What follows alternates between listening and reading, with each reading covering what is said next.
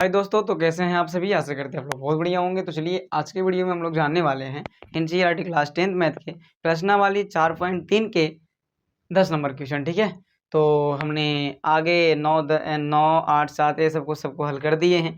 आप जा करके प्ले लिस्ट को चेक कीजिए। चलिए तो अब हम लोग हल करने वाले हैं 10वां नंबर क्वेश्चन। ठीक है, जो आपका स्क्रीन पे कुछ दिख रहा होगा जो क्वेश्चन है आपका। ठीक है, और हम यहाँ पर छाप दिए हैं जो माना मानी चीज़ें होती है, जो जिसमें ज़्यादा टाइम लगता है लिखने में, वो आपको पहले से ही बोर्ड पे हम लिख देते हैं, जिससे कि हमको ज़्यादा टाइम लंबा वीडियो ना बन सके। ठीक है, तो चलिए वीडियो को बिना विलम्ब करते हुए स्टार्ट करते हैं और समझेंगे सबसे पहले क्वेश्चन को, क्योंकि क्वेश्चन नहीं पढ़े तो फिर कुछ समझ में आने वाला है नहीं आपको। ठीक है, चलिए तो क्वेश्चन क्या कहता है कि मैसूर और बेंगलोर के बीच की दूरी 132 किलोमीटर है। ठीक है, ये जो मैसूर है और बेंगलोर है, ये दोनों के बीच की दूरी कितना है, तो 132 किलोमीटर है। ठीक है, चलिए उसके बाद में कहता है यात्रा करने में एक एक्सप्रेस रेलगाड़ी जो है, हाँ 132 किलोमीटर की यात्रा करने में एक एक्सप्रेस रेलगाड़ी जो है, इसको रेलगाड़ी बोलते हैं। ठीक है, सवारी गाड़ी से 1 घंटा कम समय लेता है। बिल्कुल, जैसे सवारी गाड़ी और एक्सप्रेस की चाल जो है से अलग अलग होता है। एक्सप्रेस की अधिक होता है और सवारी की कम होती है। तो आपको स्वाभाविक पता होगा आपको कि रेलगाड़ी जो है सवारी गाड़ी से कम समय लेगा, नहीं काहे कि वो स्पीड चलती है। ठीक, चलिए तो वही बोल रहा है कि 1 घंटा कम समय लेती है। कौन, तो एक्सप्रेस गाड़ी। किससे, तो सवारी गाड़ी से। चलिए तो कहता है कि बाद में स्टेशन मिलता है, उस पर रुके या न रुके उससे मतलब कुछ नहीं है। ठीक है, स्टेशन पे ठहरे का समय ध्यान नहीं लेना है आपको। और यदि एक्सप्रेस रेलगाड़ी की औसत चाल सवारी गाड़ी की औसत चाल से 11 किलोमीटर प्रति घंटा अधिक हो। ठीक है, देखिए ये जो एक्सप्रेस रेलगाड़ी है, ये जो सवारी गाड़ी से 11 किलोमीटर प्रति घंटा अधिक चलता है। ठीक है ना, अधिक हो तो दोनों रेलगाड़ियों की औसत चाल ज्ञात कीजिए। वही चाल ज्ञात करना है रेलगाड़ी की और किसकी, सवारी गाड़ी की। चलिए तो बिल्कुल आसान है, अब ध्यान से सुनिएगा और समझिए पहले जो लिखा हुआ है बोर्ड पे। सबसे पहले मान लेना है कि सवारी गाड़ी की समान चाल क्या होगा, तो 1 किलोमीटर प्रति घंटा। जैसे हम लोग को पता तो नहीं ना है कितना से चल रहा है, क्या चल रहा है, वो तो ड्राइवर जानेगा, लेकिन हम लोग को ये इतना मान लेना है कि एक्स मान के रखना है फिलहाल कि 1 किलोमीटर प्रति घंटा वो चलता है। ठीक है, उसी तरीके से एक्सप्रेस गाड़ी की समान चाल आपको पता है, बताया क्वेश्चन में कि जब रेलगाड़ी चलेगा, सॉरी रेलगाड़ी जो है से चलेगा, देखिए हाँ सवारी गाड़ी ना, सवारी गाड़ी चलेगा 1 किलोमीटर प्रति घंटा, तो ये जो है से 11 किलोमीटर प्रति घंटा अधिक चलता है। किससे, तो सवारी गाड़ी से। कौन, तो रेलगाड़ी ज़्यादा चलता है। चलिए तो वही यहाँ पास दिया गया है 1 + 11 किलोमीटर प्रति घंटा, क्योंकि बिल्कुल चलेगा, वो स्पीड तो चलवे करेगा, धीरे धीरे चलने से उसको कुछ है नहीं। ठीक है, चलिए तो और बताता है कि मैसूर और बेंगलोर के बीच की दूरी जो है 132 किलोमीटर है। इसके जो बीच की दूरी है, चलना है जो ट्रेन की और सवारी गाड़ी को, कितना दूरी चलना है, तो 132 किलोमीटर। ठीक है, चलिए ये दिया गया था और हम लोग अब इससे समझेंगे कि चूंकि सवारी गाड़ी द्वारा लिया गया समय, जब समय निकालेंगे तो आपको फॉर्मूला क्या होता है, समय बराबर तो दूरी बटे चाल होता है। देख लीजिए, समय बराबर दूरी बटा चाल होता है। देखिए तो दूरी आपको दिया गया है 132 किलोमीटर, जिसको हम लिख दिए हैं, और आपको चाल जो है सवारी गाड़ी के क्या माने थे, एक्स माने थे, तो बटा में एक्स दे देंगे क्योंकि चाल है 1 किलोमीटर प्रति घंटा। समझ में आया, और ये समय निकाल रहे हैं इसलिए घंटा में दिए हैं। समझ रहे हैं ना बात। चलिए, और जबकि एक्सप्रेस गाड़ी द्वारा लिया गया समय, तो 132 तो दूरी है ही, और चाल क्या हो जाएगा, तो x + 11 घंटा। ठीक है ना, x + 11 चाल है कि नहीं, देख लीजिए ऊपर में लिखा हुआ है, वही चीज़ को लिखे हैं खाली। समझ में आ गया बात। चलिए तो लास्ट में टॉपिक सबसे शुरू में बोला था, क्या बोला था कि देखिए यहाँ से कि 132 किलोमीटर यात्रा करने में एक एक्सप्रेस रेलगाड़ी सवारी गाड़ी से 1 घंटा कम समय लेती है। 1 घंटा का लेती है, कम समय लेती है। तो इसको इस तरीके से लिखेंगे। सबसे पहले दोनों को आपको बराबर में लिखना होगा, तो 132 बटा x लिख लेना है सबसे पहले, और बराबर 132 बटे x + 11। इतना समझ में आया आपको। दोनों क्या करना है, बराबर में। जो 1 घंटा बोल रहा है कम समय लेती है, इधर लगाएंगे। क्यों इधर लगाएंगे, आपको पता है कि जब इधर, ध्यान से देखना है, समझना है, जब हम इसको इधर लगा दें तो दोनों को बराबर करना होता है, तो ये तो ऑटोमेटिक पहले से कम है। क्या कम है, चाल। ठीक है ना, ये तो ऑटोमेटिक पहले से कम है, और इसको घटाएंगे तब ना जाकर दोनों मैच करेगा। ठीक है, बराबर हो जाएगा। तो आपको चुपचाप इधर एक घटा देना है, दोनों को बराबर में लिख करके। जो एक बोल रहा है कि कम चलती है उतना से वही घटा देना है। 1 किलोमीटर में 1 घंटा कम समय लेती है, तो वही 1 घंटा को इधर आपको घटा देना है। ठीक ना। चलिए तो 132/x है ना, तो ये क्या, एक काम करते हैं, x वाला को x तरफ कर लेते हैं और बिना x वाला को बिना x की तरफ कर देते हैं। तो इसको लिखेंगे 132/x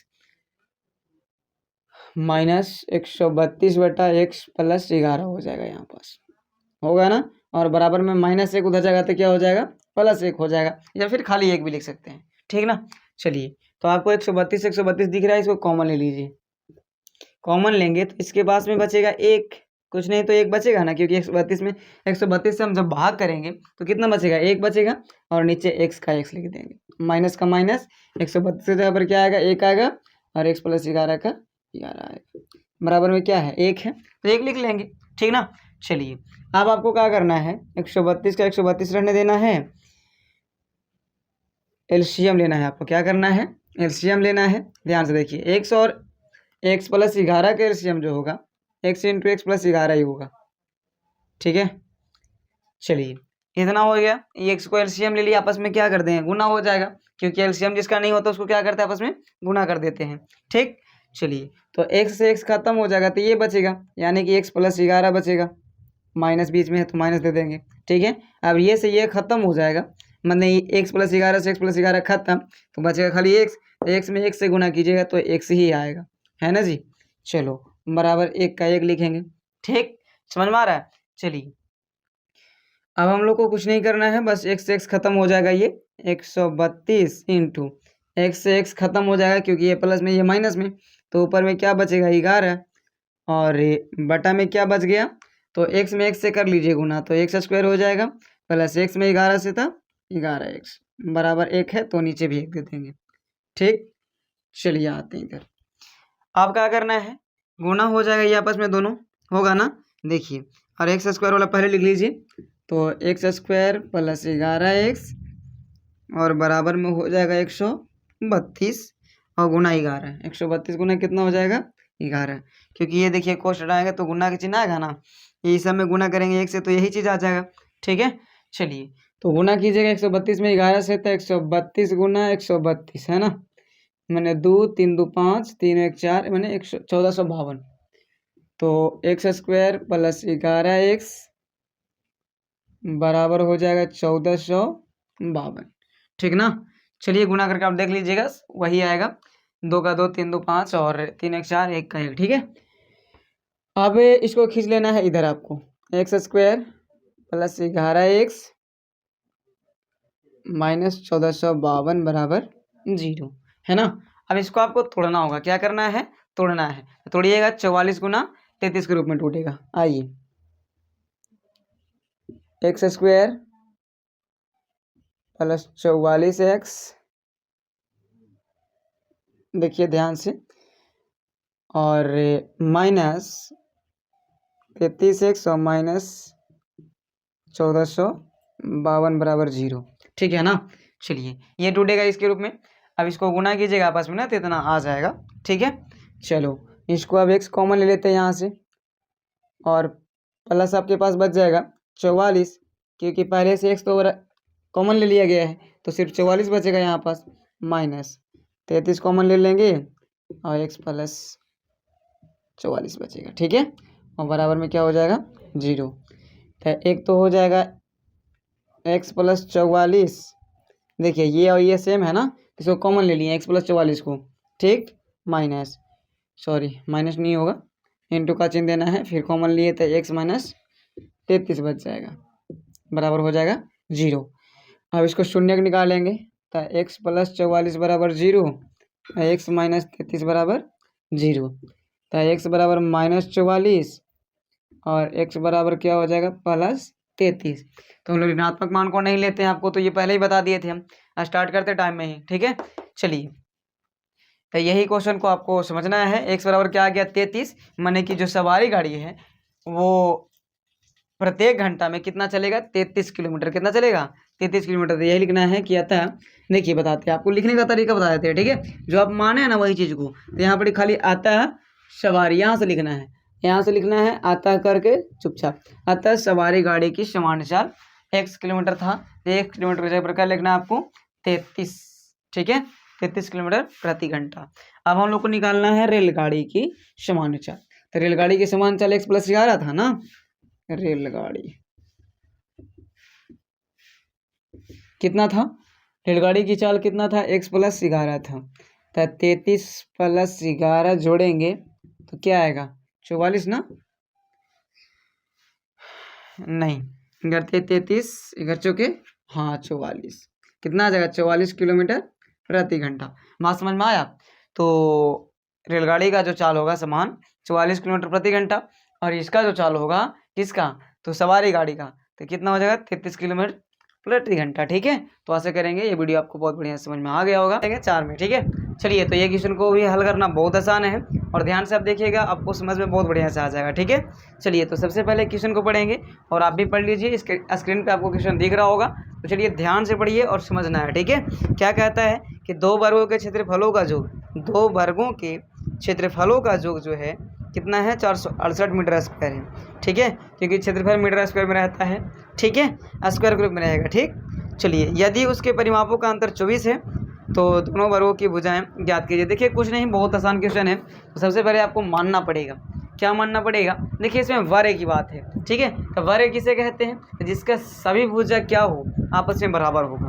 वैसे चतुर्भुज जिसके सभी भुजा आपस में क्या होगा, बराबर होगा, उसे तो वर्ग कहते हैं। ठीक है ना। चलिए, तो वर्ग की भुजा जो है, देखिए एक छोटा सा वर्ग हम ले लेते हैं, 2, एक ये वर्ग है आपका, मान लेना है कि सबका कौची है, भुजा आपस में क्या है, बराबर है। क्या है जी, चलो बराबर है। ठीक है, एक और वर्ग ले लेते हैं हम फटाक से, इसकी भुजा क्या है, आपस में बराबर है। तो पहला वर्ग के भुजा को मान लेते हैं x, और दूसरा को क्या मान लेंगे, y मान लेंगे। समझ रहे हैं ना। चलिए, तो वहाँ माना मानी कर लिए हैं कि माना कि पहले वर्ग की भुजा जो होगा x मीटर होगा, और तथा दूसरे वर्ग की भुजा क्या हो जाएगा, y मीटर मान लेते हैं, जिससे कि हम लोग को पहचाना सके फेस टू फेस, साफ साफ। ठीक है, उसके बाद में चूँकि हम लोग जानते हैं कि वर्ग का परिमाप क्या होता है, तो 4 गुना भुजा होता है, यही ना होता है, अभी जानते होंगे वर्ग का परिमाप 4 गुने भुजा होता है। ये फॉर्मूला लिखे हैं हम, कुछ नहीं, जो फॉर्मूला होता है वही लिखे हैं। ठीक, अच्छा, इसलिए हम लोग निकालेंगे पहले वर्ग की परिमाप, तो आपको 4 गुना भुजा कहता है, तब भुजा के मान क्या है, यहाँ पास x है पहला वर्ग का, तो यहाँ पर x लगा दिए। ठीक है ना, समझ में आ रहा है। पहला वर्ग की भुजा क्या था, x था, तो x लगा दिए, यानी कि 4x हो जाएगा। और मीटर में माने तो मीटर दे देंगे। ठीक है ना, ये परिमाप निकाल रहे हैं, इसलिए स्क्वायर नहीं होगा, जब क्षेत्रफल निकालेगा ना तब स्क्वायर होगा। ठीक, चलिए, तथा दूसरे वर्ग के परिमाप क्या हो जाएगा, 4 गुना y, यानी 4 गुना भुजा।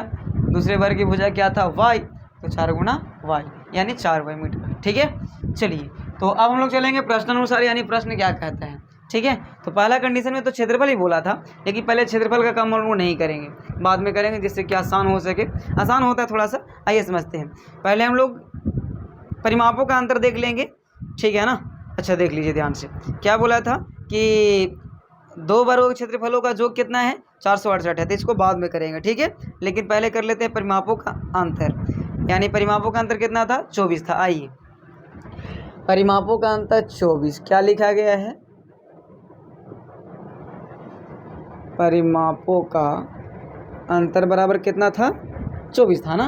चलिए, 24 मीटर दिया गया था परिमापों के अंतर। ठीक है, चलिए, तो परिमाप आपको क्या क्या आया है देख लीजिए।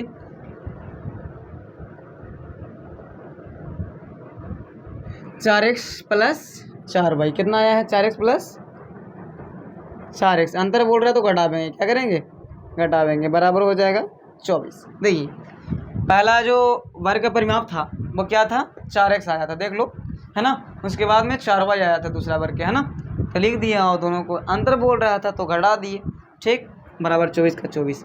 अब देख लो, 4 इसमें कॉमन हो सकता है दोनों में, तो x - y बराबर क्या हो जाएगा, 24, है कि नहीं। अब 4 से इसको काट सकते हैं, 4 × 6 = 24, यानी x - y बराबर कितना आ गया, 6। यहाँ से एक काम आप कीजिएगा, क्या करना है, x का मान निकाल लीजिएगा, 6 + y हो जाएगा। ठीक है, इसको समीकरण फर्स्ट मान लीजिएगा। आगे रखिएगा आप, x का मान जो आया इसको रखना है आपको उसमें, जो आगे समीकरण आएंगे उसमें। अच्छा, और आगे क्या बोला था फिर इसका कि 2 वर्गों के क्षेत्रफलों का योग जो है 468 है। आइए, 2 वर्गों के क्षेत्रफलों का योग, तो आपको पता है वर्ग का क्षेत्रफल क्या होता है। चलिए, तो लिख देते हैं, चूंकि वर्ग का क्षेत्रफल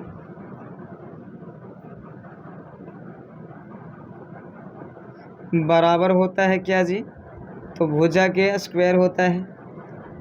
ठीक है, यही ना होता है, तो भुजा का स्क्वायर, यानी कि भुजा को हम क्या माने हैं, एक को x माने हैं और एक को y माने हैं। तो इसका अंतर बोला है, योगफल बोला है, योगफल बोला है कि इसका योगफल वर्गों का योगफल, दो क्षेत्रफलों के, देखिए दो वर्गों के क्षेत्रफलों का योग कितना है, तो 468 है। तो पहले दोनों वर्ग का क्षेत्रफल निकालना पड़ेगा, तो निकाल लीजिए। तो पहले वर्ग का क्षेत्रफल, पहले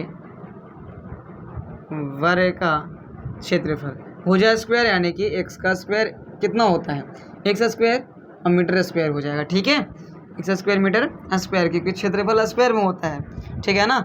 हम कहें सर ये आप दे दें मीटर स्क्वायर, क्यों दे रहे हैं, क्योंकि मीटर में इसका मान हम रखे थे। ठीक है, भुजा का मान, हाँ समझ में आ रहा है, आपको देना है। ठीक, आइए अब दूसरे वर्ग का क्षेत्रफल निकालेंगे तो क्या हो जाएगा, y का स्क्वायर, यानी कि y स्क्वायर मीटर स्क्वायर, है ना। चलिए, तो अब ये दोनों को हमको जोड़ना है, क्या करना है, और जोड़ना है, और जोड़ के कितना लाना था, 468 दिया गया था। ठीक है, आइए क्षेत्रफलों का योगफल कितना है, तो 468 दिया गया है ना, 468 ही था ना। चलिए ठीक है, मीटर स्क्वायर था, दे दीजिए, कोई दिक्कत नहीं है।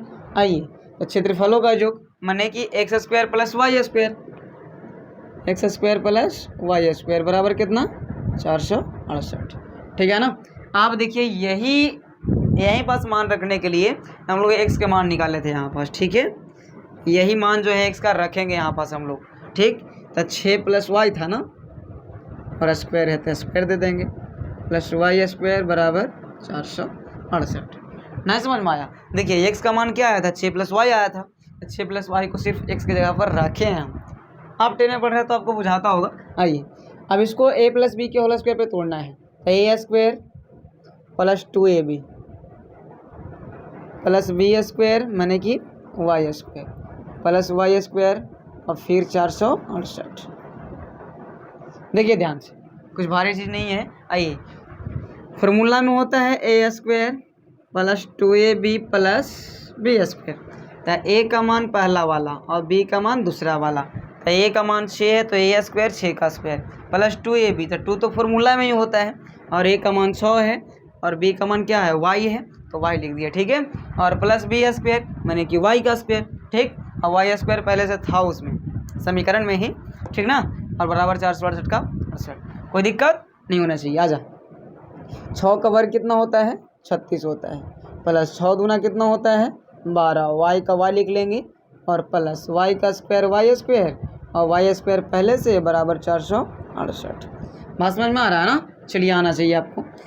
अब ये 36 ये है, इसको फेंक देंगे उधर। एक काम करते, पहले स्क्वायर को लिखते हैं जोड़ करके, एक वाई स्क्वायर एक वाई स्क्वायर, क्या वाई स्क्वायर हो जाएगा, 2 वाई स्क्वायर हो जाएगा, प्लस 12 वाई। एक काम करते, इसको खींच के लाते इधर ही, फिर तो हमको लाना पड़ेगा उधर से खींच के, है ना। तो माइनस 468 और प्लस 36 बराबर हो जाएगा 0। देखिए क्या किए, पहले स्क्वायर वाला को जोड़ दिए, जोड़ के लिख दिए, फिर वाई वाला को ले लिए, वाई को ले लिए। ठीक है, और बाद में 468 इधर बेचारा उधर था बराबर के उस साइड, तो इधर आ गया तो माइनस में आ जाएगा, और 36 जो है इधर था लेकिन बराबर के उधर हम नहीं ले गए, इसलिए इसको प्लस का प्लस ही रहने दिए। समझ रहे हैं, जगह में परिवर्तन हुआ लेकिन बराबर के इधर उधर ना हुआ, इधर उधर बराबर का होगा तभी ऐसा होता है। ठीक है ना। चलिए, तो 36 हो जाएगा प्लस में ही, क्योंकि इधर प्लस में था तो इधर ही रह गया, बराबर के इधर देखिए ना, बराबर यहाँ है, पहला ही है ना।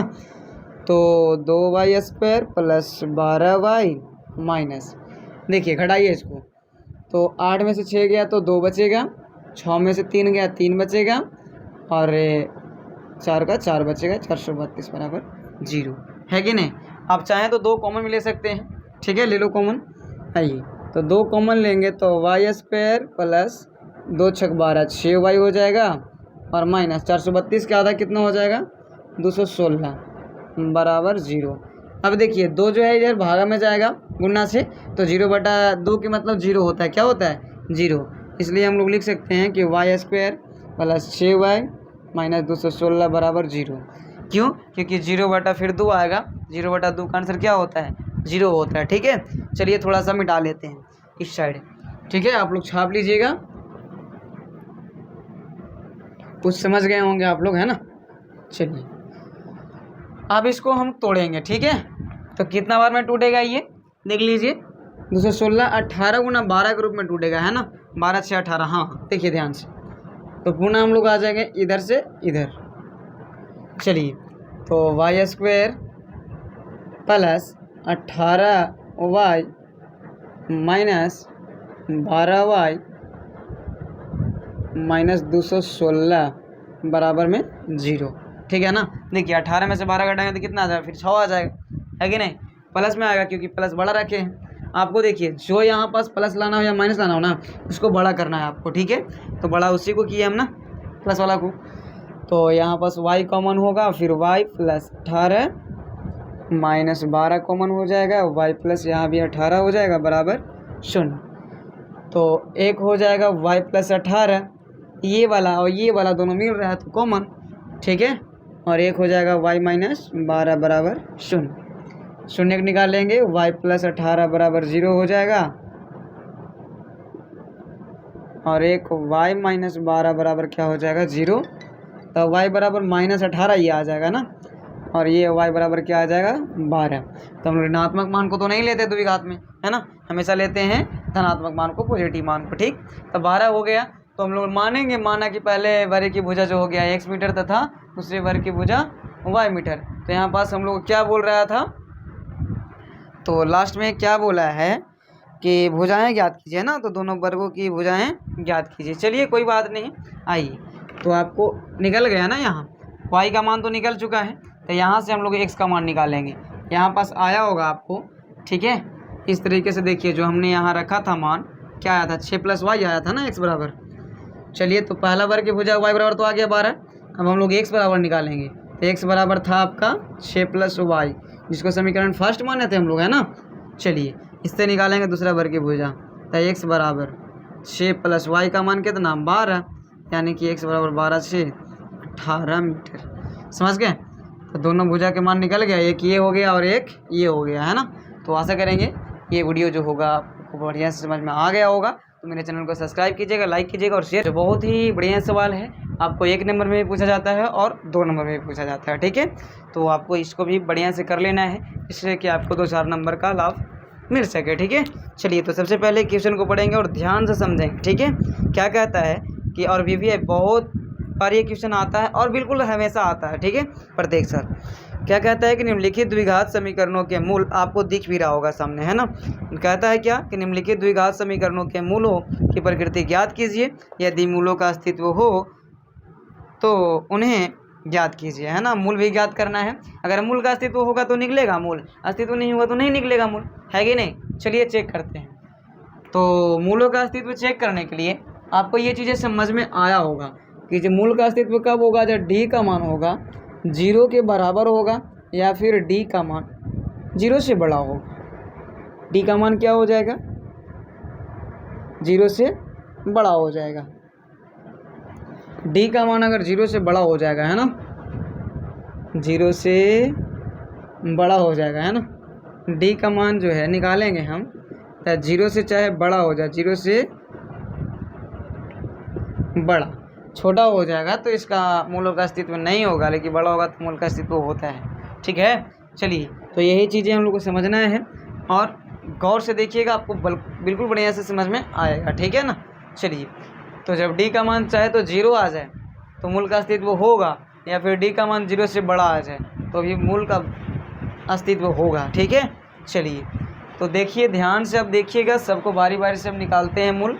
चलिए तो सबसे पहले इसको देख लीजिए, तो आपको ABC का मान छाँटने आया होगा, B का मान -3 और C का मान 5। कहाँ से, तो देखिए x² के गुणांक होता है a का मान, x के गुणांक होता है b का मान, और बिना कोई के गुणांक होता है c का मान, जो अकेला रहता है बेचारा। ठीक है, चलिए तो इसका फॉर्मूला विवेचक का होता है b² - 4ac ना, यानी कि d का मान मूल चेक करने के लिए b² - 4ac, b का मान -3 का स्क्वायर और -4 गुना a का मान कितना 2 और c का मान कितना है 5। 3 का वर्ग 9 हो जाएगा। और देखिए -3 का वर्ग 9 खाली होगा, क्योंकि माइनस का स्क्वायर होता है प्लस, क्योंकि माइनस गुना माइनस बराबर प्लस हो जाता है 2 बार गुना करने पर, ठीक है ना। चलिए, और 4 दूना 8 बचे, कितना हो जाएगा 40, यानी 40 में से 9 जाएगा, कितना बचेगा 31 माइनस में। तब माइनस वाली संख्याएं जो होती है ना, इसका अस्तित्व नहीं होता है, इसलिए इसका मूल का अस्तित्व नहीं होगा, इस शून्य को नहीं निकालेंगे। समझ में आ रहा है? लिख देना डायरेक्ट कि मूलों का अस्तित्व नहीं होगा, अतः इसका मूल का अस्तित्व नहीं होगा। ठीक है, क्या होगा? मूलों का अस्तित्व नहीं होगा, ये लिख देना है आपको फटाक से। अब चलिए हम लोग चलते हैं दूसरे पार्ट को देखते हैं। इसमें भी ABC का मान निकाल लेना है। A का मान 3 हो जाएगा, B का मान -4√3 और C का मान जो हो जाएगा 4 हो जाएगा। D बराबर फॉर्मूला होता है B² - 4AC। तब B का मान कितना हो गया 4√3 है ना, और स्क्वायर है तो स्क्वायर दे देना है। 4 गुना A का मान क्या है आपके पास 3 है, C का मान हो जाएगा 4। देखिए कुछ नहीं, बस आसान है। आइए B² यानी कि B का मान -4√3 तो -4√3 का स्क्वायर, उसके बाद में 4AC -4AC 4 का 4 गुना A का मान 3 है तो 3 दे दिए, और C का मान 4 है तो 4 दे दिए। ठीक, अब माइनस का स्क्वायर तो प्लस होवे करता था, 4 चौका 16 और गुना रूट से स्क्वायर खत्म तो खाली 3 बचेगा ना, माइनस करती है 12 बच्चों का 48, 16 48 कितना हो जाएगा जी 48 - 48 यानी कि 0 आ जाएगा। कितना आ जाएगा 0। तो D का मान जब 0 आ जाएगा तो मूलों का अस्तित्व होगा, बराबर होगा, मूल क्या होगा बराबर होगा। देखिएगा जब इसको हम शून्य निकालेंगे तो दोनों मूल एक ही आएगा। ठीक है, दोनों का जो मूल आएगा एक ही आएगा। निकालिए, देखिए निकालते हैं, आइए ध्यान से अब देखिएगा, समझ में आएगा। चलिए तो निकालते हैं। निकालने का आपको पता होगा रूल क्या होता है, नहीं पता है तो आज आपको मैं सिखाऊंगा, ध्यान से अब देखिएगा, समझ में आ जाएगा। ठीक है ना। चलिए, तो 3x² और यहाँ 4 है तो 3 में 4 से गुना करना पड़ता है। पहले फर्स्ट एंड लास्ट में गुना, यानी कि चरतिया ही करेंगे, 12 हो जाएगा। क्या हो जाएगा 12 हो जाएगा। अब 12 को ऐसा तोड़ना है सर, क्या करना है 12 को ऐसा तोड़ना है कि हमको 4√3 मिले। क्या मिले 4√3 मिले। ठीक है ना, देखिए ध्यान से देखिएगा, ठीक है ना। फर्स्ट एंड लास्ट को गुना करके कितना मिलना चाहिए हमको 12 मिलना चाहिए, है ना। चलिए कोई बात ना, आसान है। तो 4√3 है ना, 1 मिनट ध्यान से देखिएगा। इसको अगर हम ऐसे करें चढ़ते ही 12 हो जाएगा ना। तो ध्यान से अगर देखें इसको, 1 मिनट,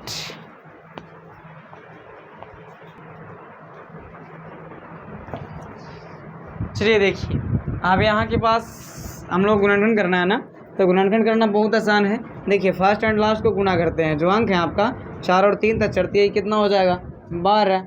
अब 12 लाने के लिए, ठीक है 12 लाना हमको गुना करके और जोड़िया घटा करके 4√3 लाना है। देखिए ऐसे क्वेश्चन को बहुत बच्चे बहुत कंफ्यूज करते हैं, तो आपको बताते हैं। तो 12 को तोड़िएगा, इस तरीके से टूट सकता है। देखिए तो देखो ध्यान से, -2√3 गुना -2√3। 1 मिनट, अब इसको देखिए फिर गुना करेंगे, -2 दूना कितना हो जाएगा +4 हो जाएगा, गुना करके 2 दूना 4, और रूट में 3 में √3 से गुना कीजिएगा तो रूट कितना हो जाएगा 9 हो जाएगा, है कि नहीं। गुना का चिन्ह नहीं दीजिएगा चलेगा। देखिए √9 हो जाएगा, ना होगा बिल्कुल होगा। देखिए ध्यान से, 2 दूना 4 हो गया ना, और 3 तिहाई 9 होगा। अब 4 का 4 गुना 9 का वर्गमूल 3, यानी कि 4 तिहाई 12। माने कि हमको देखना है कि ये दोनों को आपस में जोड़ेंगे तो 2 और 2 4 और √3 का √3 हो जा रहा है। देखिए ध्यान से, 3x² के x² लिखना है, -2√3 और x भी लगा देना है साथ ही साथ, और -2√3 x लगा देना है, +4 = 0। बस कुछ नहीं, आपको ये ध्यान देना है कि हम क्या ऐसा चीज़ करें, क्या काम करें कि ये जो है आपको 12 के रूप में आ जाए। तो हमने सोचा कि 2 दूना 4 गुना करके हो जाएगा, और 3 तिहाई 9 और 4 तिहाई 12 जब करेंगे तो 12 मिल जाएगा हमको। ठीक है, तो -2√3 और -2√3 लिखेंगे, इसमें x लगा करके लिख देना है चुपचाप। ठीक है, चलो। और इसके बाद में कॉमन लेना ही बच्चों को बहुत हार्ड लगता है, लेकिन कोई बात नहीं, ध्यान से देखिएगा, समझ में आ जाएगा आपको। देखिए तो अब यहाँ पास हम माइनस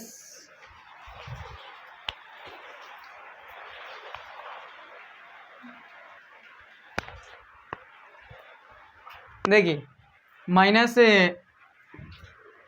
3x² का 3x² हो गया, और उसके बाद में माइनस 2√3x, तो 2√3x और 2√3x को जोड़ेंगे तो 2 दूना 4, 2 2 4 और √3 का √3 और x का x हो जाएगा, ठीक है। और +4 का +4 ऊपर वाला आ रहा है ना, बिल्कुल आ रहा है।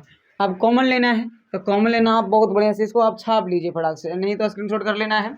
चलिए कर लिए होंगे, चलिए आइए देखिए ध्यान से, ठीक है। ध्यान से आपको क्या देखना है और समझना है कि 2√3 है ना यहाँ पास, और 3x² है, तो ये दोनों को कुछ नहीं, बस ध्यान से आप देखिए, समझ में आ जाएगा। 3x² को ध्यान से देखना है, आप कॉमन लेना होता है, क्या लेता होता है, कॉमन लेना। तो कॉमन लेना बहुत आसान है, ध्यान से देखिएगा। 3x² है ना, 3x² को देखिए ध्यान से, हमें वो काम कर रहे हैं, आप लोग गौर से देखिएगा। इसको √3 गुना √3 और गुना x लिख सकते हैं, और ये हो जाएगा 2 गुना √3 गुना x के रूप में टूटेगा, नहीं टूटेगा, आपको दिखाते हैं कैसे से गुना है। इसको जब गुना करेंगे हम, √3 में √3 से √9 होगा, और √9 का वर्गमूल क्या होता है, 3 होता है ना, है, और x गुना x बराबर x²। समझ में आ रहा है। 3 को ऐसे लिख सकते हैं, 2 को √3 के रूप में, हाँ सर लिख सकते हैं आप, ठीक है। चलिए अब 2√3 इसको कुछ ना किए हम, ठीक है, ऐसे काला किए तो कॉमन लेने के लिए, अब जो इसमें मिलेगा वो कॉमन हो जाएगा, और एक ही साथ में साथ मिल रहा है। चलिए तो यहाँ पास क्या क्या मिला, तो एक तो √3 मिला और x मिला। अब बचा को चित √3 और x बचा खाली, तो √3 और x लिख देना है, माइनस नीचे क्या बचा, 2 और कुछ न बचा, तो 2 का 2 लिख देते हैं, ठीक है। चलिए माइनस, अगर हम 2 कॉमन ले लें तो √3x बच जाएगा, और फिर देखिए, और फिर क्या माइनस दुलाना है ना, तो माइनस, हाँ माइनस यहाँ पर ही होगा, चलिए तब ना माइनस माइनस प्लस होगा। चलिए तो 2 दूना 4 बराबर 0। गुना देखिए, गुना करके दिखा देते हैं आपको। √3 में √3 से तो 3, और x में x से तो x², √3 में 2 से तो 2√3 और x का x, माइनस 2√3 हो जाएगा गुना करके, है ना, और माइनस 2 में करेंगे 2 से तो 2 दूना 4 +4 हो जाएगा बराबर में 0, ठीक है ना। चलिए अब ये और ये देखिए आपको समान दिख रहा होगा, इसको आपको कॉमन ले लेना है, -2, और ये छूट गया दोनों, तो √3x और -2 बराबर में क्या हो जाएगा, 0। चलिए तो √3x - 2 बराबर 0, और एक √3x - 2 बराबर 0 हो जाएगा, है ना। x बराबर निकालोगे, √3x बराबर, तो +2 उधर जा करके, अब x बराबर निकालेंगे तो 2/√3 हो जाएगा ना। चलिए यहाँ x बराबर निकालोगे तो 0 नहीं लिखो चलेगा, तो 2 लिखा जाएगा इधर, और x बराबर निकालोगे तो 2/√3 हो जाएगा। देखिए दोनों का मूल समान आया कि नहीं आया, क्यों, अगर d का मान जब 0 के बराबर आ जाएगा ना, तब मूल क्या हो जाता है, समान हो जाता है, ठीक है। तो इसी तरीके से ये क्वेश्चन को भी आपको हल कर देना है, और ये आपका काम है, ठीक है। जैसे 2 क्वेश्चन आपको बताएं, उसी तरीके से ये दोनों को आपको जो आपको छूटा हुआ है 3 वाला, उसको भी हल करना है, देखना चेक करना है अस्तित्व है कि नहीं। उसके बाद में अगर अस्तित्व रहेगा तो क्या निकालना है, गुणनखंड कर देना है। समझ में आ गया बात। तो आशा करेंगे ये वीडियो भी आपको बहुत बढ़िया लगा होगा, तो मेरे चैनल को सब्सक्राइब कीजिएगा, लाइक कीजिएगा और शेयर कीजिएगा। हेलो दोस्तों, तो कैसे हैं आप सभी, आशा करते हैं आप लोग बहुत बढ़िया होंगे। तो चलिए आज की वीडियो में हम लोग जानने वाले हैं एनसीईआरटी क्लास 10th मैथ के प्रश्नावली 5.1 के एक नंबर क्वेश्चन, ठीक है। 1 नंबर क्वेश्चन को हल करेंगे, उसके बाद से बारी बारी सबको हल करेंगे, ठीक है। और आप ध्यान से देखिएगा, ये भी चैप्टर आपको मजे से पढ़ाएंगे हम, ठीक है। आप बिल्कुल ध्यान से देखिएगा, प्ले लिस्ट पे जा करके शुरुआत से वीडियो को देखिएगा, जिससे कि आपको बढ़िया से समझ में आ सके, ठीक है ना। चलिए तो वीडियो को स्टार्ट करते हैं, और ध्यान से देखिएगा। पहले क्वेश्चन को पढ़ेंगे, जो आपको स्क्रीन पे भी दिख रहा होगा। क्वेश्चन देखिए ध्यान से, आपको दिख रहा होगा क्वेश्चन, पढ़िए क्या कहता है। कहता है कि निम्नलिखित स्थितियों में से किन स्थितियों में संबंध संख्याओं की सूची एपी है और क्यों। मतलब कि एपी में है तो क्यों है, अगर नहीं है तो क्यों नहीं है, ये बताना है। अच्छा, तो पहला क्वेश्चन क्या है कि प्रत्येक किलोमीटर के बाद का टैक्सी का किराया, मतलब प्रत्येक किलोमीटर के बाद का टैक्सी का किराया जो है, देखिए कितना है, जबकि प्रथम किलोमीटर के लिए किराया 15 रुपया है और प्रत्येक अतिरिक्त किलोमीटर के लिए किराया 8 रुपया है। माने आप 1 किलोमीटर जाइएगा ना तो आपको 15 रुपया देना पड़ेगा, और अगर 1 किलोमीटर के बाद आप जाइएगा तो आपको 8 रुपया और 1 किलोमीटर का देना पड़ेगा। जैसे ना समझ रहे हैं, देखिए समझते हैं, आइए। तो माना मानी करेंगे। सबसे पहले तो मानना है कि प्रथम किलोमीटर का किराया जो है 15 रुपया है। क्या लिखना है? प्रथम किलोमीटर का किराया क्या है? 15 रुपया, जो इसने बोला है, ठीक है ना, वही चीज को हम लिखा है। ठीक, अगर बाद में तथा अतिरिक्त किलोमीटर का किराया कितना हो जाएगा? 8 रुपया दिया गया है, ठीक है ना, मतलब समझिए आप। तो श्रृंखला क्या आएगा सर? ध्यान से देखिएगा। तो प्रथम किलोमीटर मैंने पहला दिया गया है 15 रुपया। क्या रुपया सर? 15 रुपया, ठीक है। और बाद में दूसरा जो है कहता है कि आप चलिएगा आगे 1 किलोमीटर ना, तो आपको 8 रुपया जोड़ के देना पड़ेगा आपको, ठीक है। अच्छा, और चलिएगा आगे, तो 15 plus 8 plus 8 comma 15 plus 8 plus 8 plus 8, इस तरीके से जाते रहेगा। जैसे क्या, समझिए ध्यान से, आप 1 किलोमीटर ज़्यादा गए, 1 किलोमीटर से ज़्यादा गए, जैसे 2 किलोमीटर गए, ठीक है। तो 2 किलोमीटर के लिए 15 में 8 रुपया और जोड़ के देना पड़ेगा आपको। 1 किलोमीटर का तो नियत किराया है ही है नहीं।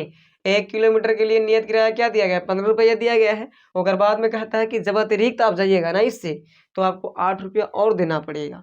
तो 15 में 8 जोड़ेंगे। अच्छा, तो 2 किलोमीटर जाइएगा तो 2 बार 8 जोड़ो, 3 किलोमीटर जाइएगा तो 3 बार 8 रुपया जोड़ो, है कि नहीं।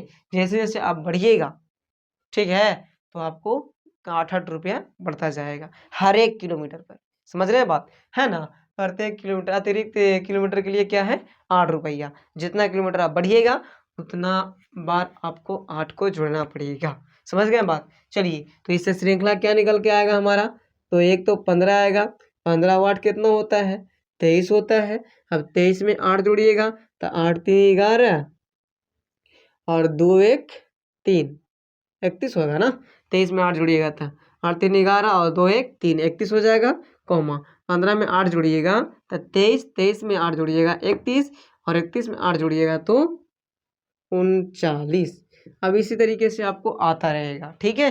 तो ये देखिए, आप चेक करना है कि एपी में है कि नहीं है, ठीक है। तो चेक कीजिए कि एपी में है या नहीं है। अगर है तो क्यों है, और नहीं है तो क्यों है, यही बताना है, ठीक है। पहले चेक कर लेना है एपी में है। तो कैसे चेक करेंगे? तो डी का मान निकाल करके पहले D1 निकालिएगा। तो D1 निकालिएगा तो इसमें से ये घटेगा, है ना, यानी T2 माइनस T1। क्या होगा? T2 minus T1। तो क्या निकल के आएगा सर? तो T2 का मान क्या है? मैंने दूसरा पद तो ये है ना, और ये पहला पद ये है, मैंने T1 है। तो 23 माइनस 15 यानी कि कितना आ जाएगा सर? 8 आएगा, ठीक है। अच्छा, D2 निकालिए। तो फिर अब D2 निकाल रहा है तो T3 माइनस T2 हो जाएगा, है ना। देखिए, जब T2 निकालेंगे तो इसमें से इसको घटाना है आपको, ठीक है ना। चलिए, तो T3 क्या है आपके पास? ये है T4, ये है। T3 निकालेंगे तो क्या आ जाएगा? देखिए, 31 माइनस कितना? 23 ना, बराबर 1 18, है कि नहीं। चलिए, D3 निकाल लेते हैं। एवरेज T4 माइनस T3 हो जाएगा, ठीक है ना। चलिए, तो T4 का मान कितना है? 39। T3 का मान कितना है? 31, बराबर कितना आ जाएगा सर? 8 आएगा। क्या आएगा? 8 आएगा, ठीक है।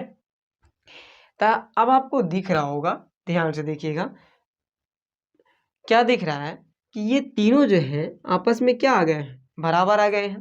तो जब डी का मान बराबर आ जाता है ना, आपको बताया था समांतर श्रेणी के परिचय में, ठीक है। समांतर के माने समान अंतर, और श्रेणी के मतलब अंतरों का समूह। समान अंतर का समूह को क्या कहते हैं? समांतर श्रेणी। तो यहाँ पर देखिए ना, समान अंतर का समूह आ रहा है ना, 4 को आया, माने समान अंतर सब जगह है। तो इसलिए ये भी में होगा, लिखना है कि अतः या श्रृंखला, श्रृंखला ना लिखेगा तो एपी में डायरेक्ट लिख दीजिए एपी में होगा। सर क्यों होगा? क्योंकि इसका सार्व अंतर प्रत्येक स्थिति में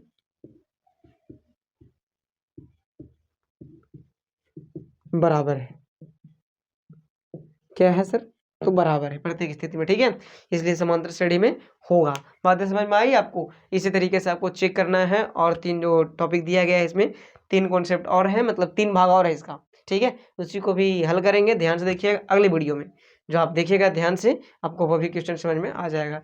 तो ऐसा करेंगे वीडियो आपको बढ़िया से समझ में आ गया होगा, कोई दिक्कत नहीं हुआ होगा। अगर कोई दिक्कत हुआ है तो कमेंट करके जाइए, मैं आपको फिर से कोशिश करूंगा कि आपको बता दें, ठीक है ना। चलिए, हेलो दोस्तों, तो कैसे हैं आप सभी? आशा करते हैं आप लोग बहुत बढ़िया होंगे। तो चलिए, आज की वीडियो में हम फिर से लाए हैं एनसीईआरटी क्लास 10th मैथ की प्रश्नावली 5.1 के दूसरा पार्ट, ठीक है। तो चलिए, इसको भी हम लोग हल करेंगे बिल्कुल आसान तरीके से, और ये VVI भी है, जिससे हम लोग ध्यान से देखेंगे, 2 नंबर में आता है, ठीक है। चलिए, तो इसे ही पढ़ना बहुत आसान है। आप मेरे वीडियो में लास्ट तक बने रहिएगा, ताकि हम हर एक पॉइंट आपको बढ़िया से हम सिखा सके। चलिए, तो सबसे पहले ध्यान देंगे क्वेश्चन की ओर। पहले क्वेश्चन पढ़ेंगे और समझेंगे, उसके बाद में हम लोग बोर्ड पे चलेंगे, है ना। चलिए, तो क्वेश्चन क्या कहता है कि किसी बेलन या सिलेंडर जिसको हमने बना दिया है यहाँ पास, ठीक है। चलिए, बेलन या सिलेंडर जो है में उपस्थित हवा की मात्रा, माने जो बेलन रहे या सिलेंडर रहे उसमें हवा की मात्रा उपस्थित रहता है। जैसे हम लोग सिलेंडर लाते हैं तो उसमें गैस रहता है, तो चलो गैस की मात्रा समझ लेते हैं। चलिए, जबकि वायु निकालने वाला पंप प्रत्येक बार बेलन की शेष हवा का 1/4 भाग बाहर निकालता है। इसे देखिए, इसे लोग गैस भरता है तो क्या करता है, उसमें से हवा निकालता है।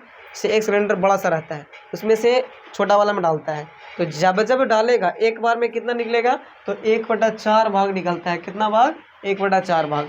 वही चीज़ें हमने जो बोल रहा है वही चीज़ें हमने लिख रखा है, आप ध्यान से देखिएगा। चलिए, तो माना कि बेलन में उपस्थित हवा की मात्रा एक, मान लेना है कि बेलन में जो हवा की मात्रा उपस्थित था, मैंने मौजूद था, वो 1 था। क्या था?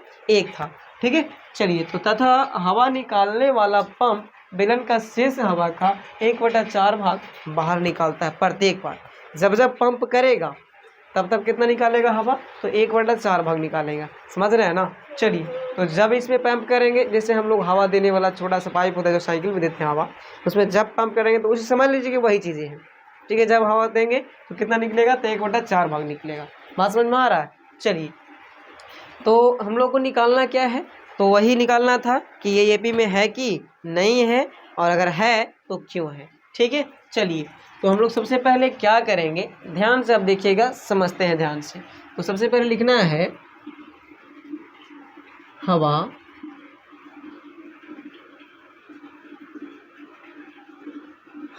का 1/4 भाग। देखिए, हवा का 1/4 बार हमने क्यों लिखा, चलिए देखिए समझाते हैं आपको। हवा कितना है आपके पास? 1 है। कितना है जी? 1 है। चलिए, और निकाला जा रहा है ना, तो घटाव का चिन्ह देंगे, और हवा का 1/4 भाग था। हवा तो 1 है, और का मतलब गुना, और 1/4, ठीक है। चलिए, तो अब हम लोग क्या करेंगे, ध्यान से देखिएगा। 1 का 1 लिखिए, माइनस 1 में 1 से गुणा कीजिएगा 1, और नीचे 4 का 4 हो जाएगा। इसके नीचे भी 1 आ जाएगा, मतलब 4 हो जाएगा LCM, ठीक। तो 4 एकम 4 माइनस 1, यानी कि 3/4, ठीक है। बात समझ में आ रहा है? तो इसमें जो है, चलिए, 1 तो आ गया आपका, कितना? 3/4 आ गया, ठीक है। तब पहला जो प्रथम पद हवा मात्रा कितना था ओकरा में, तो 1 था पहले। अब ओकर बाद में क्या हो गया, मतलब प्रथम पद जिसको बोल सकते हैं, क्या बोल सकते हैं? प्रथम पद क्या था? 1 था, और दूसरा आ गया 3/4, ठीक है। अब 3/4 आया, तो 3/4 का अभी जब पंप करेंगे तो निकलेगा 3/4 का 1/4 भाग, यानी कि उसी तरीके से लिखेंगे हवा का 1/4 भाग। तो क्या हो जाएगा, हवा कितना बचा अब? 3/4 बचा, माइनस 3/4 का कितना? 1/4 भाग। समझ में आ रहा है आपको? चलिए, आना चाहिए। अब इसको हल करेंगे तो 3/4 हो जाएगा, माइनस 3 एकम 3, और 4 चौका 16। LCM करेंगे 16 और 4 का, तो 16 LCM, 4 चौका 16 और 3 चौका 12, माइनस 3, 12 में से 3 गया तो कितना बचेगा? 9/16। समझ में आ रहा बात है? चलिए, तो हम लोग को 3 पद मिल गया ना, इतना से काम हो जाएगा, ठीक है। चलिए, जब 2 बार हम लोग पंप किए तो इतना में हो गया, तो हम लोग को AP क्या मिलेगा, मतलब कि श्रृंखला। क्या मिलेगा? श्रृंखला। चलिए, श्रृंखला श्रृंखला हम लोग को मिला एक, तो पहले से एक था, उसके बाद में 3/4 मिला, और उसके बाद में क्या मिला 9/16 मिला। तो इसको चेक करना है कि एपी में नहीं है या है, तो कैसे चेक करते हैं, डी निकाल करके। डी आप निकालिएगा तो अगर समान रहेगा सब जगह तब तो एपी में होगा, और नहीं तो नहीं होगा। आइए पहले का निकालते हैं डी का मान, यानी D1 निकालते हैं। तो T2 - T1 माने इसमें से इसको घटाते हैं, फॉर्मूला होता है T2 - T1।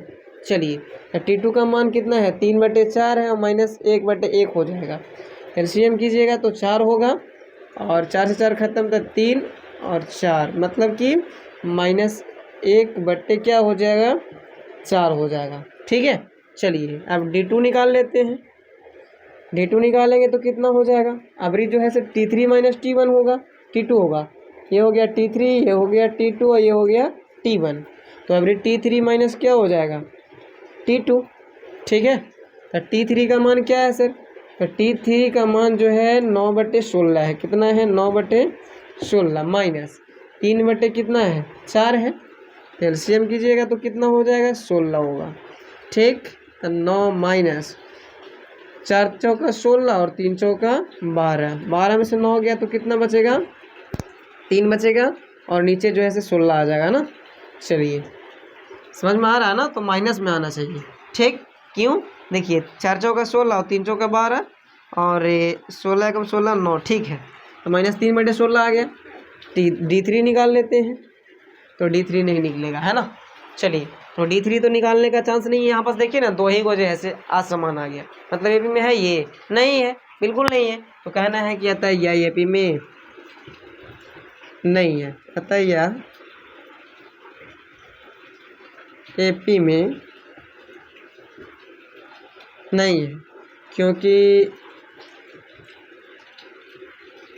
सार्व अंतर प्रत्येक स्थिति में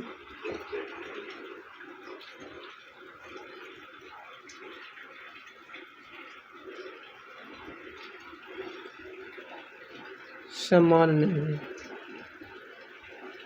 नहीं है, इसलिए एपी में नहीं होगा। बातें समझ में आ गई। तो चलिए आशा करेंगे ये वीडियो भी आपको बढ़िया लगा होगा। तो मेरे चैनल को सब्सक्राइब कीजिएगा, लाइक कीजिएगा और शेयर कीजिएगा। तो चलिए आज के वीडियो में हम लोग जानने वाले हैं NCERT क्लास 10th मैथ के प्रश्नावली 5.1 के 1 के तीसरा पार्ट। ठीक है, 2 पार्ट को हल कर दिया था, अब हम लोग समझेंगे तीसरा पार्ट को, वो भी बिल्कुल आसान तरीका से। अब लास्ट तक मेरे वीडियो में बन रहिएगा, जिससे कि आपको हर एक टॉपिक बढ़िया से सिखा सके। ठीक है, चलिए तो सबसे पहले क्वेश्चन को पढ़ेंगे, जो आपको स्क्रीन पे दिख रहा होगा, उसको ध्यान से पढ़ना है, उसके बाद समझना है। आइए क्वेश्चन क्या कहता है। तो क्वेश्चन कहता है कि प्रत्येक मीटर की खुदाई के बाद, मतलब प्रत्येक मीटर माने कि हर एक मीटर खुदाई करते हैं, तो उसके बाद में एक कुआं खोदने में आई लागत। ठीक है, मतलब कि कुआं खोदा जा रहा है, इसमें लागत लगेगा ना, खुदवाइएगा था, बिल्कुल लगेगा। चलिए, जबकि प्रत्येक मीटर खुदाई की लागत 150 रुपया है। क्या बोल रहा है, प्रत्येक नहीं, प्रथम। जबकि प्रथम मीटर अगर खोदेगा, प्रथम किलोमीटर, तो उसको कितना लगेगा, तो 150 रुपया लग रहा है। चलिए उसके बाद में कहता है, और बाद में प्रत्येक मीटर खुदाई की लागत जो है 50 रुपये बढ़ती जाती है। आइए इस तरीके से बोला है, जो हमने लिख रखा वही चीज़ों को बोला है। प्रथम मीटर का खुदाई का लागत बोला है 150 रुपया है। अगर वो पहला बार खोदता है 1 मीटर, तो उसको कितना देना पड़ता है 150 रुपया देना पड़ता है। ठीक है, उसके बाद में प्रथम प्रत्येक तथा प्रत्येक अतिरिक्त मीटर के खुदाई का लागत कितना है 50 रुपया। मैंने पहला बार जो है आप 1 मीटर खोदिएगा ना, तो 150 रुपया आपको मिलेगा। उसके बाद में दूसरा बार खोदिए और 3 मीटर खोदिएगा, 4 मीटर खोदिएगा, तो आपको 50-50 बढ़ा के मिलेगा। ठीक है, पहला में ज़्यादा, लेकिन बाद में कम कम, मैंने 50-50। ठीक है, चलिए आइए, तो पहला यानी कि प्रथम पद दिया गया है, पहला मीटर खुदाई यानी कि प्रथम पद। ठीक है, चलिए प्रथम पद क्या दिया गया है, तो 150 रुपये दिया गया है, यानी कि ए का मान बराबर ए है कि नहीं। चलिए तो हम लोग को श्रृंखला क्या आएगा, प्रथम। अब दूसरा 2 मीटर खुदाई के लिए, ठीक है, लिख दीजिए 2 मीटर खुदाई के लिए, 2 मीटर खुदाई के लिए क्या हो जाएगा, तो 1 मीटर पहले का मीटर के लिए तो 150 रुपया है, और प्लस 50 जोड़ना पड़ेगा, तब ना 2 मीटर का निकलेगा। तो कितना हो गया 200। इसी तरीके से आगे 3 मीटर के जब निकालेंगे, 3 मीटर के निकालेंगे तो कितना हो जाएगा, तो 150 प्लस 50 और प्लस फिर 50, यानी कि कितना 250 हो जाएगा। चलिए अब इतना काम हो जाएगा हम लोग का, है ना, रुपया। ठीक, अब हम लोग को श्रृंखला जो तैयार होगा, श्रेणी जो तैयार होगा, क्या होगा, देखिए श्रृंखला जो तैयार होगा, क्या तैयार होगा, पहला जो था से 150 था, ठीक है, उसके बाद में 150 रुपये पहला था ना, दूसरा क्या हुआ तो 200 रुपया हो गया, तीसरा क्या हुआ तो 250 रुपया हो गया। इसी तरीके से बढ़ते बढ़ते जाएगा, अगला जो होगा कितना हो जाएगा तो 300 रुपया हो जाएगा, अगला 350 होगा, इस तरीके से। चलिए तो हम लोग को चेक क्या करना है, चेक करना है कि एपी में है कि नहीं है, यही ना, तो चलिए चेक करते हैं।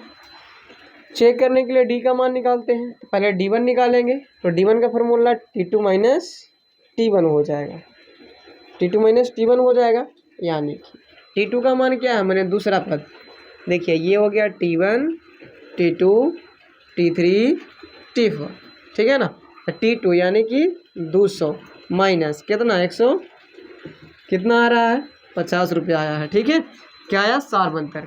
अच्छा D2 निकाल लीजिए, तो D2 का फॉर्मूला होता है T3 माइनस T2, T3 का मान कितना है, तो T3 आपके पास है 250 माइनस कितना था 200, T2 का मान बराबर कितना, यहाँ भी 50 रुपया आ रहा है, मतलब देखिए दो को निकाले, तो अब D3 निकाल लीजिए, तो D3 का फॉर्मूला होता है T4 माइनस T3, T4 का मान क्या है तो 300 है, माइनस क्या हो जाएगा 250 बराबर 300 में 250 जाएगा तो 50 रुपया आएगा, यानी कि जो कॉमन डिफरेंस आ रहा है, सार्व अंतर जो आ रहा है वो क्या आ रहा है, समान सब जगह आ रहा है प्रत्येक स्थिति में, इसलिए एपी में है।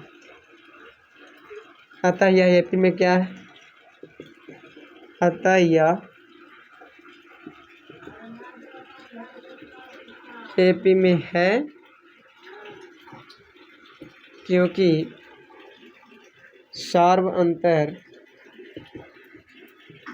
प्रत्येक स्थिति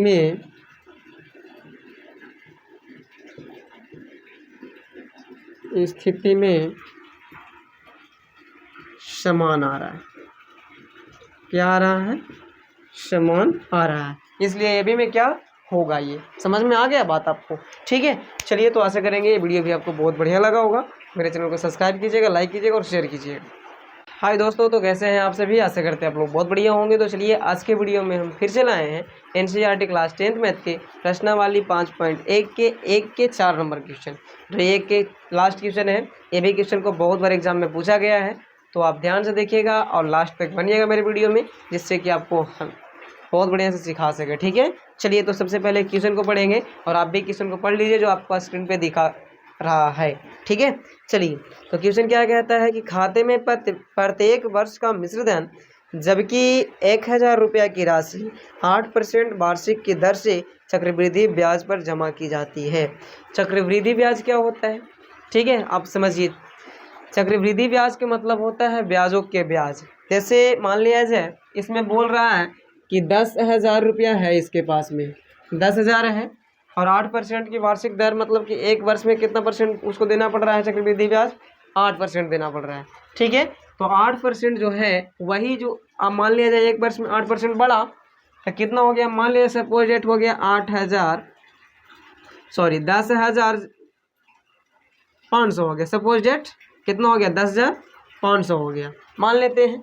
10,500 के भी सूद लगेगा भैया, ठीक है, जो सूद बढ़ा है इतना 8% के दर से, तो एक बढ़ा ना, जब मान लीजिए 500 बढ़ गया तब 500 के 10,500 के अभी जो है आपको सूद देना पड़ेगा। मान लिया जाए फिर एक साल ना दिए आप, पिछवा गया, तब जब इतने से हो गया मतलब कि 11,000 हो गया, तो फिर 11,000 का आपको सूद देना पड़ेगा। जैसे ऐसे सूद ब्याज पर लेते हैं हम लोग, तो 10,000 अगर देते हैं तो कुछ के हिसाब से रहे तो उतना ही हमेशा देते रहते हैं, साल भर हो गए, 2 साल हो गए, 3 साल हो गए, 4 साल हो गए, तो वही चीज़ देते रहते हैं, उसको कहते हैं खाली ब्याज पर या सूद पर। लेकिन चक्रवृद्धि ब्याज जो होता है सूदों के सूद लगता है, सूदे माले जोड़ करके, ठीक है ना। चलिए तो वही चीज़ें यहाँ पास दिया गया है कि कुल राशि जो देने हैं से 10,000 देने हैं, ठीक है। अगर बाद में कहा है कि दर जो है से 8% के दर से बढ़ता जाएगा आपका, ठीक है। चलिए तो समय क्या दिया है, एक वर्ष, एक ही वर्ष में नहीं, इसका चक्रवृद्धि ब्याज जो होता है एक एक वर्ष का चलता है, ठीक है। एक वर्ष में फिर दूसरा जो आएगा पैसा आपका जो कलेक्ट हो करके उसका भी ब्याज चलेगा, ठीक है। आइए समझते हैं। तो सबसे पहले प्रथम वर्ष की जो राशि है, प्रथम वर्ष की राशि क्या है आपका, राशि तो है आपका 10,000, जिसको हम ए के नाम से डिनोट कर सकते हैं, है कि नहीं। अच्छा, अब आपको पता है कि चक्रवृद्धि ब्याज बराबर फॉर्मूला क्या होता है। चक्रवृद्धि ब्याज, चक्रवृद्धि ब्याज का फॉर्मूला होता है मूलधन गुने समय गुने दर बटा मूलधन गुना दर गुना समय और बटा 100 होता है, ठीक है। ये हो गया आपका प्रथम वर्ष का चक्रवृद्धि ब्याज निकाल रहे हैं हम लोग। क्या निकाल रहे हैं, प्रथम वर्ष की, ठीक है। प्रथम वर्ष का चक्रवृद्धि ब्याज यहाँ पर लिख भी सकते हैं आप कि प्रथम वर्ष के लिए, वर्ष के लिए कोचित चक्रवृद्धि ब्याज, ठीक है। आइए, तो मूलधन आपके पास क्या है, मूलधन मैंने राशि, कितना राशि है आपके पास, तो 10,000 है, गुना दर कितना परसेंट, तो आपको दर है 8%, गुना समय 1 दिया गया है और 100 नीचे आ जाएगा क्योंकि 100 तो होवे करता है। अब 2 जीरो से 2 जीरो क्या हो जाएगा, ख़त्म। अच्छा, तो 2 जीरो से 2 जीरो जब ख़त्म हो गया तो आपको 10 में 100 में 8 से गुना कीजिएगा तो कितना हो जाएगा, 800, यानी कि 800 रुपया चक्रवृद्धि ब्याज आपका बढ़ गया। फिर क्या हो गया, बढ़ गया। अब 800 बढ़ गया तो आपका जो मूलधन हो गया अब कितना हो गया, अगला वर्ष से कितना लगेगा उसको, तो मूलधन पूरा हो जाएगा, उसको 10,000 पहले से था, है, और प्लस 800 यानी कि 10,800, 10,800 रुपया उसका अब हो गया मूल उसका। अब उतना का फिर चलेगा ब्याज, समझ रहे हैं बात। चलिए देखिए, अब हम लोग को मूलधन क्या आ गया, चलिए दूसरे वर्ष के लिए कहेंगे, दूसरे वर्ष का चक्रवृद्धि ब्याज, चक्रवृद्धि ब्याज वही फॉर्मूला लगेगा। मूलधन कितना हो गया अब, तो 10,800 हो गया, गुना दर है 8% ना, तो 8 ही रहेगा, और वर्ष तो एक ही रहेगा, ठीक है। एक ही वर्ष में ना, फिर फिर जो पैसा आएगा उसके हिसाब से करेगा।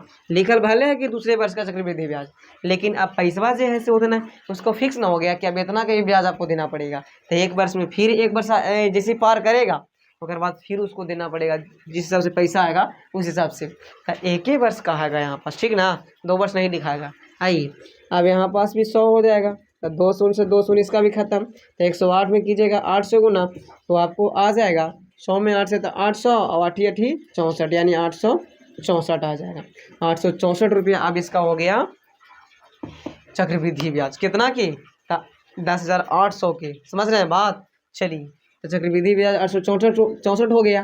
तो अब जो हो गया कितना हो गया, तो 10,800 था ना पहले पैसा, अब 864 और जुटेगा तो कितना हो जाएगा, तो यहाँ जोड़िए, 4 के 4 हो जाएगा और 6 के 6 और 8 8 16 के 6 हासिल 1 और 10 और 1 11, मतलब 11,664 रुपया अब इसके पास में हो गया, ठीक है। ये आपको हमको देना पड़ेगा आपको, अगर आप हमको पैसा दिए हैं तो, समझ रहे हैं। तो चलिए, हम लोग को श्रृंखला क्या तैयार होगा, श्रेणी क्या तैयार होगा, तो श्रेणी हमको इस तरीके से तैयार होगा। पहला जो था 10,000 था, ठीक है। दूसरा क्या आया था, 10,800 आया था ना, 10,800। तीसरा क्या आया अबरी जोड़ करके, तो आ गया आपके पास 11,664 ना, देखिए 11,664, ठीक है। ये तरीके से अब बढ़ते जाएगा, धीरे धीरे आप निकालते जाएगा, प्रत्येक वर्ष धीरे धीरे एक एक वर्ष तो बढ़ते जाएगा। अब इसका चक्रवृद्धि ब्याज निकालना पड़ेगा आपको, अब निकाल लीजिएगा आप, हमको 3 को में काम हो जाता है इसलिए छोड़ दिया, ठीक है। चलिए आइए, तो अब हम लोग को चेक करना है कि ये समांतर श्रेणी में है कि नहीं है। तो चेक कैसे करते हैं, डी का मान निकाल करके, पहले D1 निकालेंगे, तो ये हो गया T1, ये हो गया T2, ये हो गया T3। तो D1 निकाले, तो D1 के मान T2 माइनस T1 से निकलता है,